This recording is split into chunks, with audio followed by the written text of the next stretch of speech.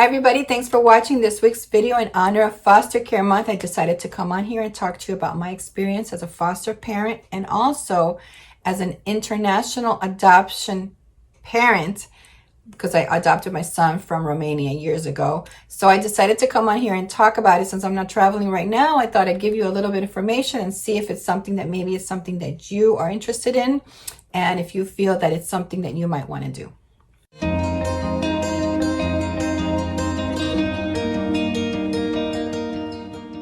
In this video, I am going to be posting personal private pictures of me with the children that I have fostered in a lot of the events that I have been in. I have to blur out the faces of the children, except for my son. I have to blur out these children because they were in the foster care system at the time, and I can't publish their faces.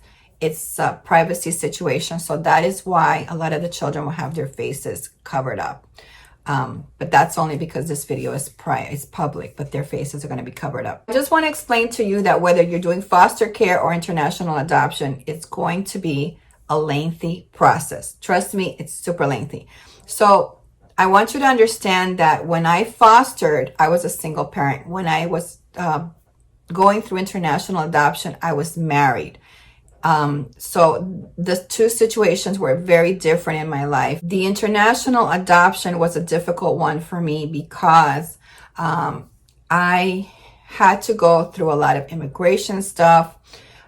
There's a lot of psychological things you have to go through.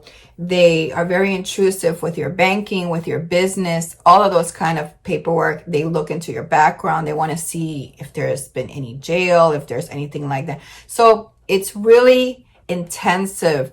And foster care is the same way. International, I think it's a little bit more because it adds the immigration aspect to it that fostering in the United States doesn't really add. I mean, they do want to know if you're a citizen, but they don't go into so much immigration stuff, which is additionally costly as well, because there's a lot of things that they do. But there's that additional aspect to it that makes it different type of process. So it's basically all the same things. They're going to, they're going to want to check, you're going to have lots of forms to fill out, and they're going to ask you every single question in the world, and they're going to ask you a lot, and they're going to check your background, they're going to police records, all of that stuff for your husband, for your spouse, anybody that's living in the family, they're going to check. So if you have your mother and your father, they're going to be the child's grandparents, and they're living in your house, they're also going to have a background check. It's not just the parents adopting. Whoever's in the home is going to have background checks. Anybody that you bring in during the process until it's completed that is going to be living with you, they need to go through the process. So in other words, let's say halfway through your paperwork, like 6 months later, your sister got divorced and she decides to come and live with you, and you let her move into the house. This is going to change your situation because now they have to run a background check if this person is going to be living there when the child arrives. So just so you know, it does change the situation. A lot of these things require you to also visit a psychiatrist, psychologist. I don't remember which one of the two it is. You do have to sit down. They're going to talk to you about childhood traumas. At least the international adoption, that is one of the things that I had to go through. They want to get down to the nitty-gritty about your childhood, your family, the kind of life that you had. They want to know if you have any things against adoption. It's important for the child to come into a loving home accepted by family. That means family also that's around you. So that's something that you have to also understand, that some family members may not feel the same way about your children through adoption than they would like a family, like an actual family member who gave birth. So you have to try to understand that these could be problems that arise. For me, one of my problems that arose was my ex-husband, when I adopted my son, was not bonding with my son. My son was really attached to me because he needed a mother figure in his life. And I was the one who was running a business, so I was able to take him with me when he arrives to work every day. I did not want to put him in an institution. or in childcare or anything like that. I wanted to really bond with him, so I would bring him with me to work. So he bonded with me a lot more than he did my husband. So at the time, that affected the relationship because he wasn't as close to my son as he was to me. And because I was married for so long without having children, it also made a problem within the relationship where my husband would have all of the attention in the relationship. And we did a lot of things together. We would go fishing. We would go out on our boat. We did a lot of things together. Now, when you bring a child, especially a child with special needs like my son had, it causes problems in the marriage because now your attention is mostly on the child and try to help him. And your husband is kind of there, but if he doesn't have that bond with the child, it's going to be hard for him to feel like a part of the family. So this is the reason that I got divorced, because there was that lack of family within the relationship between my husband at the time, me and my son. And that was the reason that we started to disconnect from each other. And the way that he treated the child as well, because it wasn't really his birth child, or the way his family thought of my son because he wasn't a birth child, also had a lot to do with the breakup of my marriage. And I've never talked about this in the past, but that was one of the reasons that all of that stress kind of came into. I wanted my son to be accepted, and I wanted him to be in a loving home. And if the father figure couldn't do that, and the family from his side couldn't do that, it was something that was really building up inside of me, and it was bothering me. And I just felt like, I don't want this, and I don't want to have a family like this. Things can change within the adoption after it happens. I just want you to understand, relationships can change with family, relationships can change with siblings, relationships can change with the grandparents and how they treat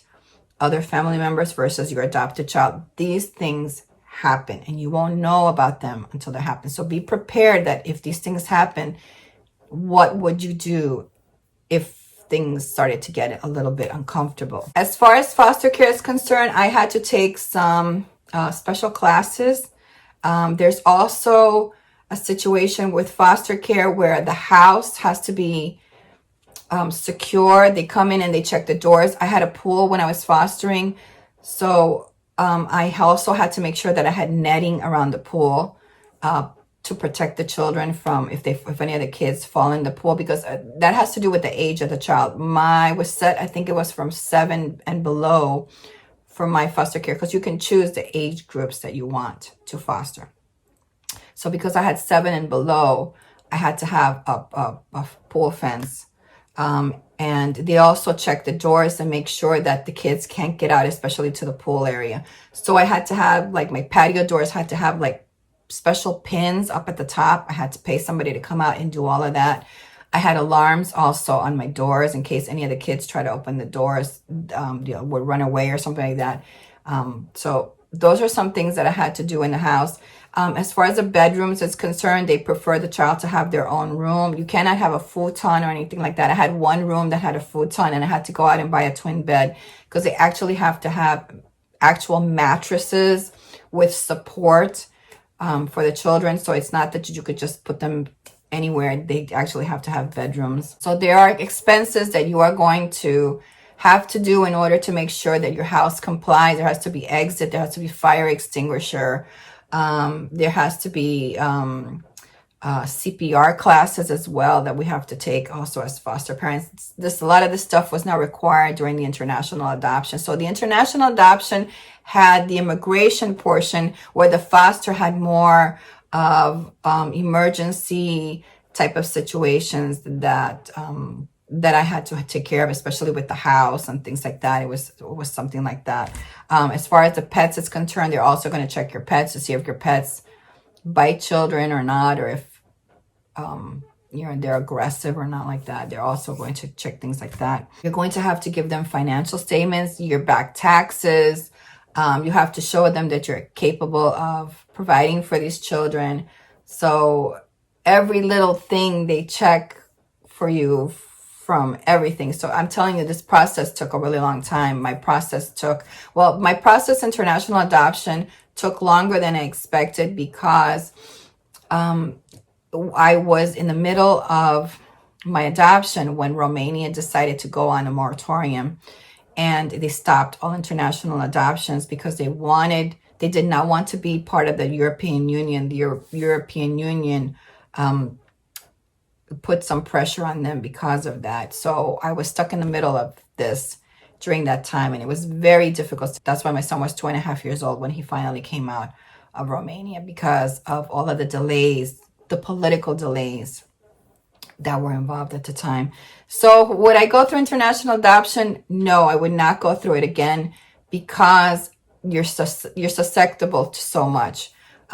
Because any little political upheaval in the world is going to cause you to not be able to bring your child home. So it was a very difficult situation for me. I went through a lot of stress during that time. I went through a lot of stress also with the adoption agency, because the one that I was with, they kept trying to string us along. Oh, it's only going to be another month, or it's going to be quick. It's going to be 2 months. And before we knew it, we were over a year into this situation with the adoption agency that we were with. They were not communicating to us. They weren't really telling us anything. They just kept dragging us along. Another thing that we had to do was, we, as international, belonging to an international adoption agency, you must attend, at least this adoption agency made us, the parents, my husband and I at the time, come and meet every single month. We had to sit with other adopted families that were also in the agency. So we saw a lot of the children arrive from other countries, because the agency we were with was not just with Romania. They also had bringing children from Colombia, Vietnam, when Vietnam was open, because that was another place I thought of getting a child from, but then they closed it also for a while. So Russia was another place. China was another place. So when you're going every month to these meetings to meet the other adoptive families who are also in wait, there will be good times there too, because you will see some of the parents receive their children and they bring their children in, and you get to meet the children, you get to hear their stories. And that was interesting. But during the time that we were stuck with particularly Romania, in the middle of it, it was really hard to bear, because some people were getting their children from Costa Rica. They were getting their children from Guatemala. They were getting their children from China. And, those children were coming in, and they started their adoption after us, but we were in Romania. So it was a difficult time for me, because those children were coming in. We were not seeing our son come in. And that's what was happening. So you're probably going to ask, well, why didn't you adopt from those other countries? Well, for me, I had a business at the time, and I couldn't leave my business. So some places it's difficult to adopt from if you have a business like me. So in other words, Russia required me to go to Russia twice in order to adopt. And then sometimes I would have to be there over 2 weeks in the country to do the initial step. Then I'd have to come back, and then a couple of months later I'd have to go back there. And then sometimes some countries will make you stay there until they feel that you've bonded with the child. They won't let you out of the country, so you're susceptible to whatever they want. Colombia is one of those countries where they have the situation, at least at the time that I was adopting, because I was thinking of adopting from Colombia, was 45 days. I had to be in the country there for 45 days. And that was just something that I couldn't do. Mexico was another one that was difficult also to get a child from. And to be perfectly honest with you, my husband at the time that I was married, he didn't want a child that was different from us. He didn't want a black child. He didn't want an Asian child. He didn't want a child from Vietnam, because he didn't want a child that looked different from us. He wanted a child that looked, like us, because he didn't want adoption to stand out every time that we went out with a child. That was his choice. For me, it really didn't matter. I didn't care. But you also be respectful with your husband, because it could bring problems if you're bringing a racial child, biracial child, or a child that's a different color than you, or a child that looks different in the family. It's not just you might be accepting, but this might cause a problem with your husband. This might cause a problem within the family with the grandparents, and you don't want to bring a child into an environment like that. So you have to make sure that you're good with everybody in the family with something like this. And sometimes some of these things don't arise until later on when the child arrives.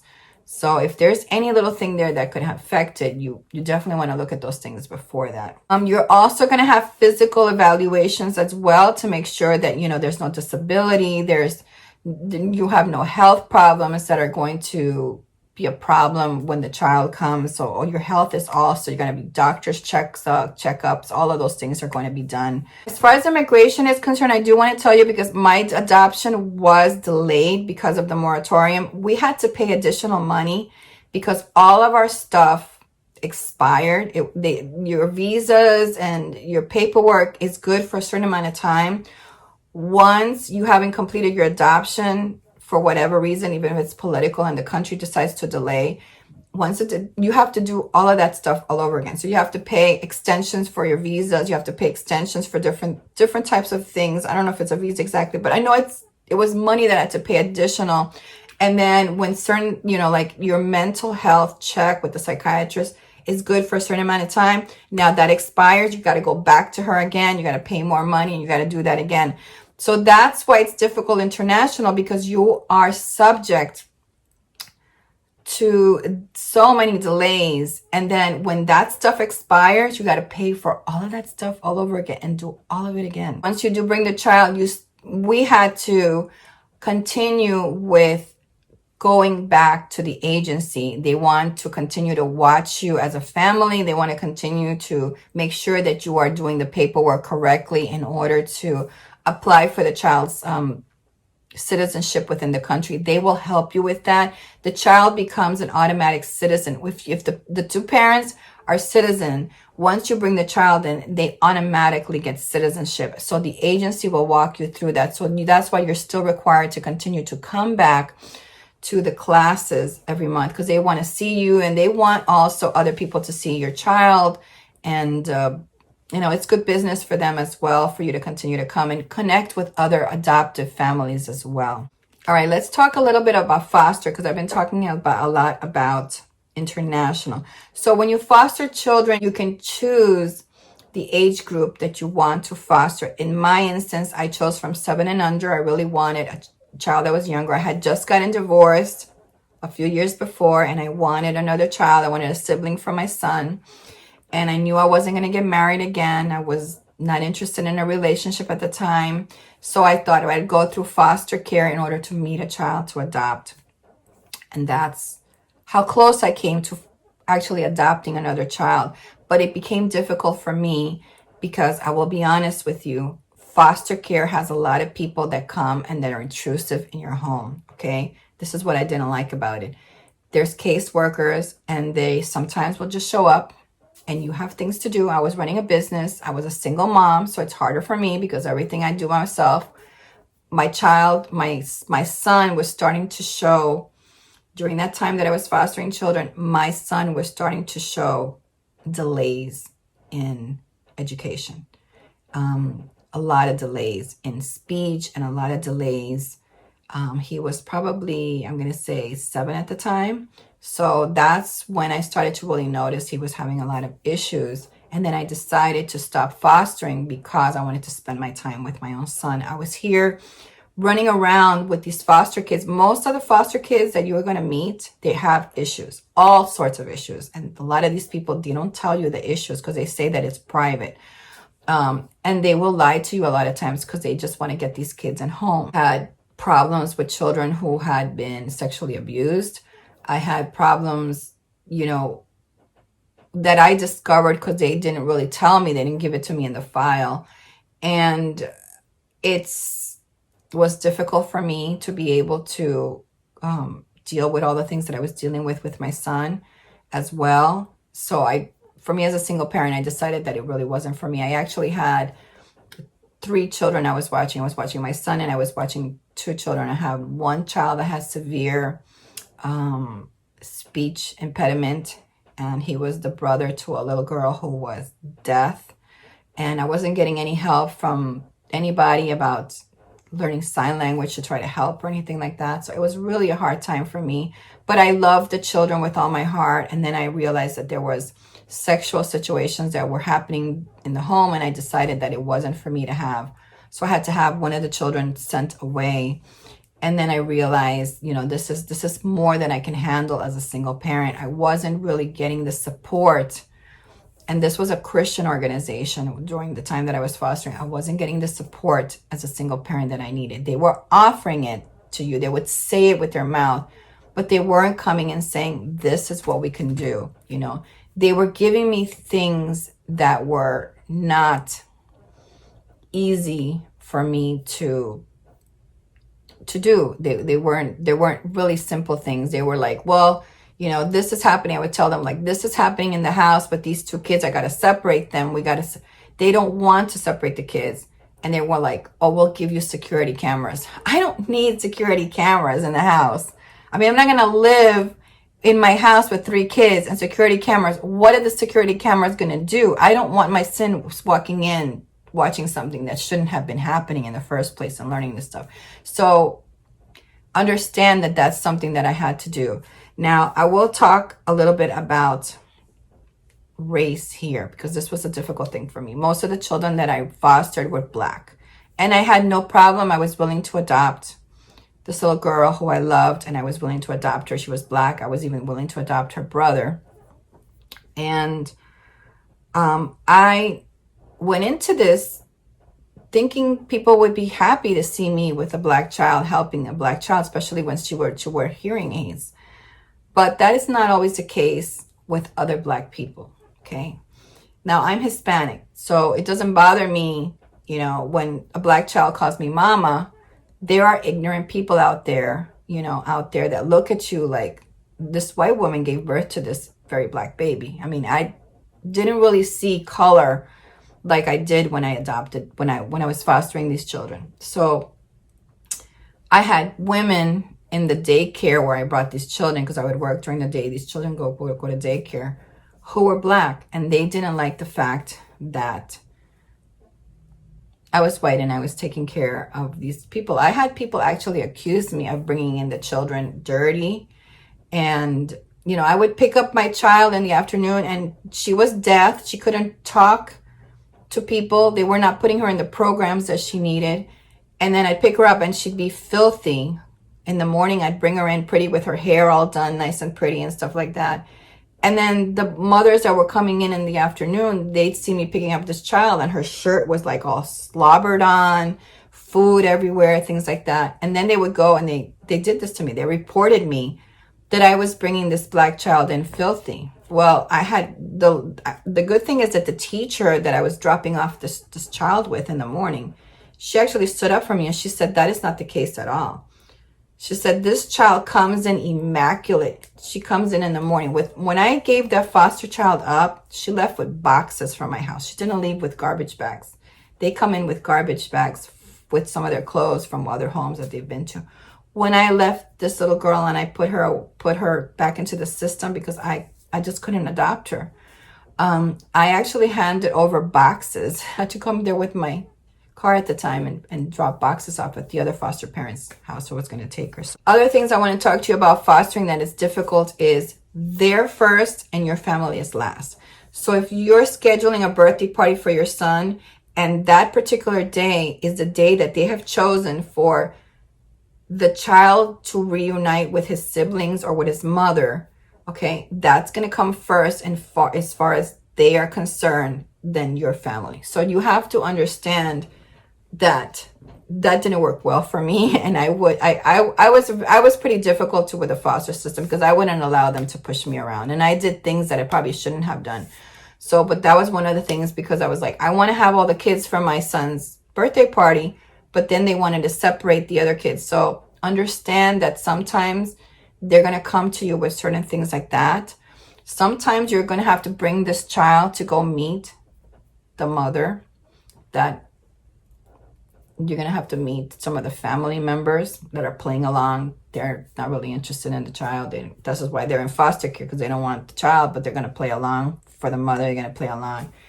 And you're going to meet some people that are not nice. They don't look at you nice. They think of you as the enemy because you have a child. And if you're white and you have a black child, some black people are going to look at you like you're the bad person. Okay. So I've had all of those things happen to me. So I learned a lot about race and color. It didn't matter to me. I would have adopted her anyway.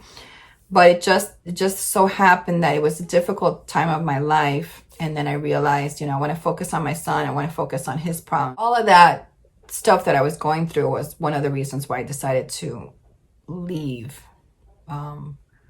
because I saw so much corruption in the system itself, with international adoption, with foster care as well. I did see a lot of corruption and a lot of things that shouldn't have been happening. And this was way back. If I would have told people a lot of this stuff, they would have thought I was crazy. But now people, they're kind of waking up and seeing that, a lot of people are really into it for the money and the money that it brings them. Most of the children in foster care have some type of disability or have some type of issue that you can help them with.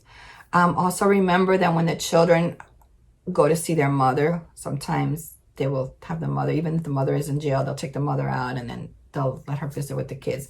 Their reason is for the child to always be reunified with the mother.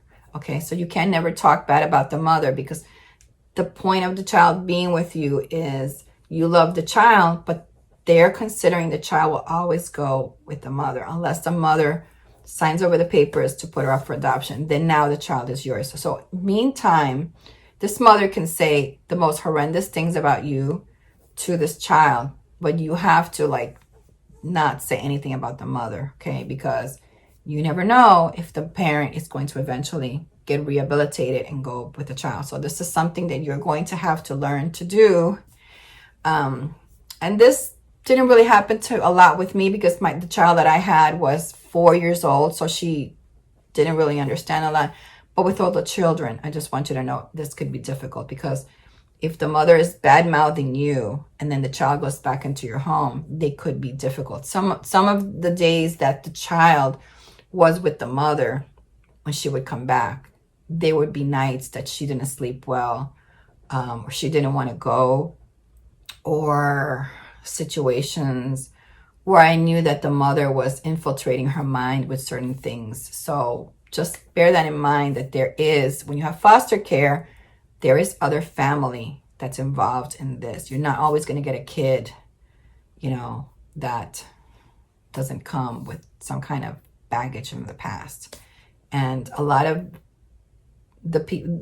these kids also have had situations where they've been in crack houses and they've been exposed to drugs and they have problems sleeping, and any little thing can trigger them. And so you have to be aware this is a very delicate situation. It's not just, foster care and you're going to get a healthy kid. It's not the way. So recently I have wanted to do this video because I have been looking at considering foster care in the future, but it's something I might do. It's not something that I want to do with little kids anymore. I'm not interested. I'm past little kids. But I did realize recently, and this is why I'm doing this video, because I know that there's women out there who are older. They're in their 60s and 50s, late 50s. And there are children who are coming out of the foster care system that haven't been adopted. They're 16, they're 17. And in a year or two, they're going to be out of the system. And they're never going to have had that family that they can come back to for Christmas, and they can come back to for their lifetime, to depend on somebody to help them. So for me recently, that's been something that I have been looking into, is to the 16 and 17-year-olds that are out there that need some guidance. They need a place to stay. By the time your adoption is done, pretty much, I mean, if you're in the foster care system and you're picking up a 16 or a 17-year-old, I will be honest with you, your adoption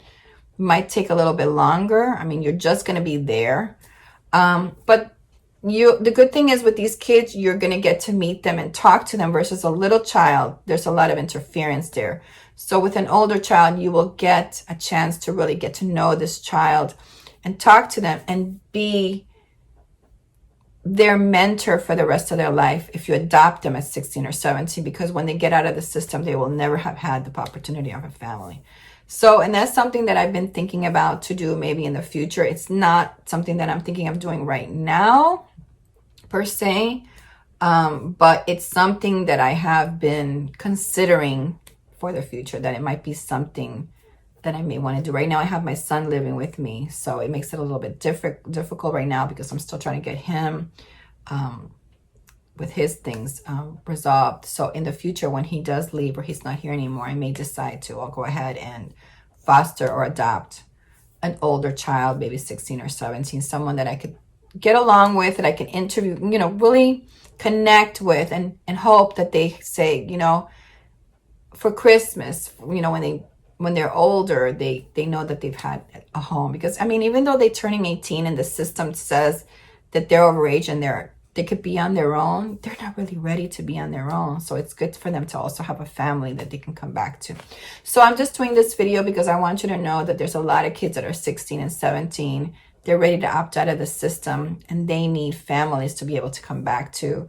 So you're only going to have them maybe a year or two. Maybe you'll have them longer because some of them may want to go to college, and at least you'll have a home for them when they decide to return from college or from university. You will have a place that they can call home when they haven't had it in the past. And it's nice to have the relationship with an older child that you're able to talk to and get to know, versus having a younger child where you are actually raising. So I thank you so much for watching this video. I hope that you think about adopting an older child in the future, or if you're interested in foster care, think about it. I mean, it's going to be easier if you have a two-parent family, I believe, than it is if you are a single family and you're raising your own kids. That was very difficult for me to do because my son had his own issues. So, and I also come from a family that has that were Hispanic, and then they have their own issues with color and in the neighborhood and things like that where I was living. So adopting biracial children, it comes with its own can of worms. I don't want to keep you from that. For me, it didn't matter, but I did learn a lot of things through it. And then that's why I'm just sharing them with you so that you're ready to understand some of the problems that you might encounter through all of this. But it doesn't change anything for me. I love my son like he's my own. And I love the experience that I had with these children. I think about them often. I wish I would have been able to adopt them, but that just wasn't what was meant to be for me. But I learned a lot about myself, a lot about the world, and a lot about the agencies that are out there that take care of children. And it doesn't mean that I wouldn't be willing to do it. I've been thinking about doing it again. So it's not something that I would not do again. So I thank you so much for watching. I hope this was helpful. If you want to know anything else about adoption or foster care, please let me know. I will answer them. I hope you have a lovely day. If you like this video, please give it a thumbs up. It really helps me a lot. And I'll see you next time. Bye-bye. Hey, don't forget to give this video a thumbs up. Thanks for watching.